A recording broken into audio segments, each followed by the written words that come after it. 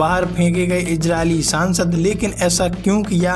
वहीं कहा जाए तो हमने चुकाई जंग की भारी कीमत, लेकिन अब दुश्मन देश ट्रंप की तारीफ कर कह दी ये बड़ी बात। ये जानना हमारे लिए बेहद जरूरी है कि दोनों देश कभी मित्र बन जाते हैं तो कभी दुश्मन, और अपनी अपनी बात पर अड़े रहती हैं। तो कहा जाए तो गाजा पीस डील से पहले हमास ने छोड़े 20 बंधक, ब्रिटेन के पीएम ने दिया बड़ा बयान। बहुत कुछ चल रहा है इस वक्त जियो पॉलिटिक्स में, और इस समय हमें जानना ये जरूरी है कि कैसे गाजा में युद्ध विराम हुआ, और इस गाजा पीस डील से पहले हमास ने गाजा के 20 बंधक छोड़ दिए, जिस पर ब्रिटेन के पीएम ने जो बयान दिया वो आपको सुनना चाहिए। तो देखो, इजराइल की संसद में सोमवार को उस समय हलचल मच गई जब अमेरिकी राष्ट्रपति डोनाल्ड ट्रंप के भाषण के दौरान कुछ सांसदों ने फिलिस्तीन को मान्यता दी और लिखे पोस्टर उठा लिए। आखिर ऐसा क्यों किया?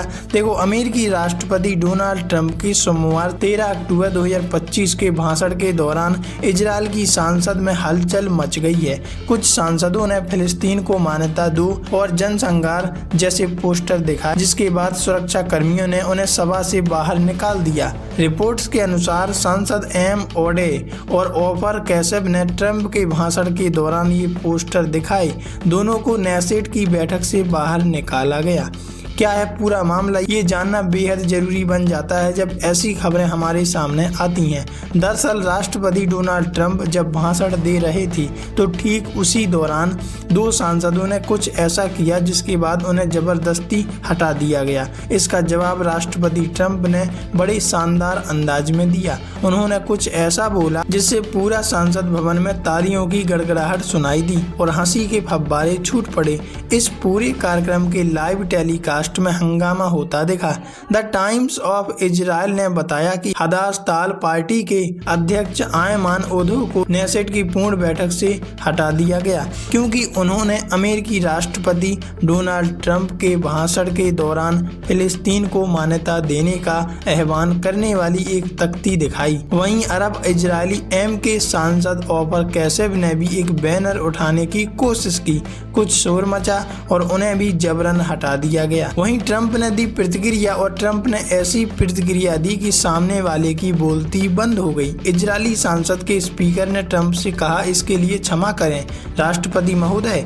अमेरिकी राष्ट्रपति ने चुटकी लेते हुए कहा, यह बहुत कारगर था। जिसके बाद इजरायली सांसदों ने फिर से तालियां बजाईं और ट्रंप नाम के नारे लगाए। ट्रंप ने अपना भाषण जारी रखा। इसके बाद डोनाल्ड ट्रंप ने अमेरिकी विशेष दूत स्टीव विटकॉफ और राष्ट्रपति के दामाद और सलाहकार जरेड कुशनर की जमकर तारीफ की, जिन्होंने गाजा युद्ध विराम समझौते में मध्यस्थता की, जिससे बंधकों की वापसी संभव हो सकी। अपने संबोधन की शुरुआत स्पिरिचुअल टच से की। अपने विचारों, अपने परिवारों के पास लौटे 20 जीवित बंधकों की बहादुरी की प्रशंसा करते हुए ट्रंप ने कहा कि अब्राहम, आइजैक और याकूब के सर्वशक्तिमान ईश्वर को धन्यवाद देने का दिन है। आसमान शांत है, बंदूकें शांत हैं, सायरन शांत है और सूरज उस पवित्र भूमि पर उग रहा है जहां आखिरकार शांति है। आशा व्यक्त की कि यह क्षेत्र हमेशा के लिए शांति से रहेगा। उन्होंने कहा कि यह केवल युद्ध का अंत नहीं, यह अंतक और मृत्यु के युग का अंत और विश्वास है, आशा और ईश्वर के युग की शुरुआत भी है। तो वहीं दूसरी तरफ हम ये भी अपडेट सुनाते हैं आपको। तो वहीं दूसरी ओर ट्रंप ने एक बहुत बड़ी बात कह दी इजराइल के प्रधानमंत्री बेंजामिन नेतन्याहू से। बेंजामिन नेतन्याहू से इस कदर उन्होंने बात कही कि हमने चुकाई जंग की भारी कीमत, लेकिन अब दुश्मन देश। ट्रंप की तारीफ करते हुए नेतन्याहू ने कह दी ये बड़ी बात। नेतन्याहू ने कहा कि डोनाल्ड ट्रंप व्हाइट हाउस में इजराइल के अब तक के सबसे अच्छे दोस्त हैं, जिसके बाद सदन में ट्रंप के नारे लगने लगे और ट्रंप को वाहवाही भी मिली। गाजा शांति समझौते को लेकर इजराइल अमेरिकी राष्ट्रपति डोनाल्ड ट्रंप को सर्वोच्च नागरिक सम्मान प्रेसिडेंशियल मेडल ऑफ ऑनर से सम्मानित करेगा। इस बीच ट्रंप और नेतन्याहू ने इजरायली संसद में हमास की कैद से रिहा हुए बंधकों और उनके परिवार वालों से मुलाकात की। इजराइल की संसद में सभी सांसदों ने खड़े होकर तालियां बजाते हुए ट्रंप का गर्मजोशी से स्वागत किया, क्योंकि ऐसा होना ही था, क्योंकि जो युद्ध रुकवाया है, सीज फायर करवाई है, उसका क्रेडिट ट्रंप को ही जाता है। इजरायली संसद के अध्यक्ष अमीर ओहाना ने ट्रंप को यहूदी इतिहास का दिग्गज बताया। ट्रंप का नाम इजराइल की विरासत में दर्ज होगा, क्योंकि इतना बड़ा काम जो किया। इजराइल के पीएम बेंजामिन नेतन्याहू ने अपने सांसदों को संबोधित करते हुए ट्रंप की जमकर तारीफ की। उन्होंने अपने भाषण में अमेरिकी राष्ट्रपति का जिक्र करते हुए आज का दिन भावनाओं से भरा हुआ, आपका नाम हमारे राष्ट्र की विरासत में दर्ज होता है। यह मानवता के इतिहास में पहली बार दर्ज हो चुका है। हमने इस पल का कब से इंतजार किया कि कब दो देशों के बीच कोई ऐसा व्यक्ति आए जो युद्ध विराम करवाए, और मैं पूरे राष्ट्र की ओर से आपको व्यक्तिगत रूप से धन्यवाद देना चाहता हूं। ये बात कही किसने?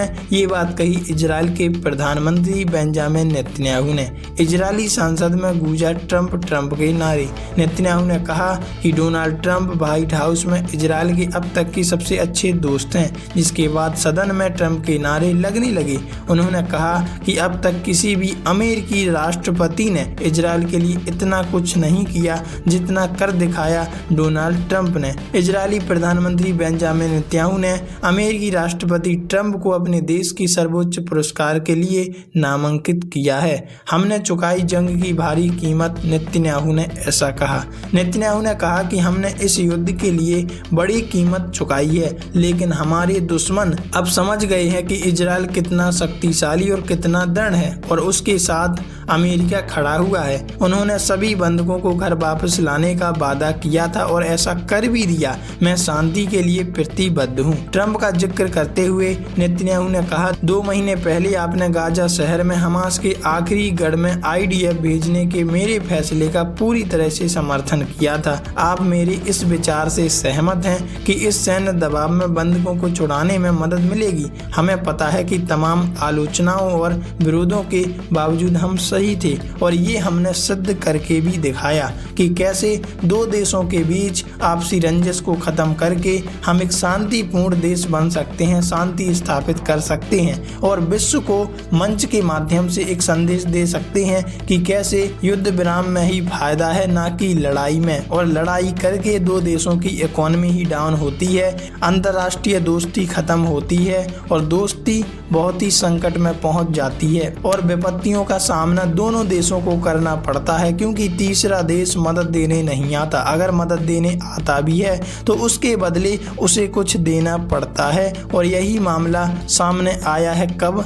जब यूक्रेन और रूस का युद्ध चल रहा है, तो उस समय यूक्रेन से अब अमेरिका ही अपने दिए गए हथियारों के बदले रेयर अर्थ मटेरियल्स मांग रहा है। किससे? यूक्रेन से। तो यही बातें हैं जो आपको सुननी चाहिए। वैसे आप इस बारे में क्या कहना चाहते हैं, कमेंट में लिखकर जरूर बताइएगा।